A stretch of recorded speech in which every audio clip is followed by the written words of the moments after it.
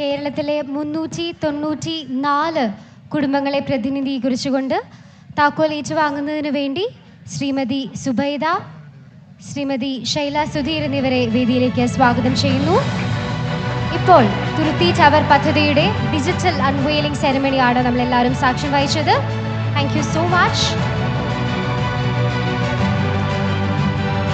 അടുത്തതായി കേരളത്തിൻ്റെ 394 കുടുംബങ്ങളെ പ്രതിനിധീകരിച്ചുകൊണ്ട് തുരുത്തി ടവർ പദ്ധതിയുടെ താക്കോൽ ഏറ്റുവാങ്ങുന്നതിന് വേണ്ടി ശ്രീമതി സുബൈദയെ വേദിയിലേക്ക് സ്വാഗതം ചെയ്യുന്നു.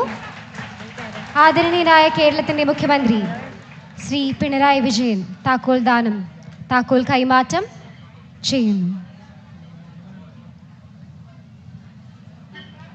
നിറഞ്ഞൊരു കൈയടിയോടെ നമുക്ക് തുരുത്തി പദ്ധതിയെ കേരള ഹൃദയങ്ങളിലേക്ക് നമുക്ക് സ്വീകരിക്കാം. ഏവർക്കും വീട് എന്ന കേരള സർക്കാരിൻ്റെ ആ ഒരു സ്വപ്നത്തെ യാഥാർത്ഥ്യമാക്കിക്കൊണ്ടിരിക്കുന്ന ചരിത്ര നിമിഷങ്ങൾക്കാണ് നമ്മളെല്ലാവരും സാക്ഷ്യം വഹിച്ചുകൊണ്ടിരിക്കുന്നത്. അടുത്തതായി ശ്രീമതി ശൈല സുധീറിനെ താക്കോൽ ഏറ്റുവാങ്ങുന്നതിന് വേണ്ടി സ്വാഗതം ചെയ്യുന്നു.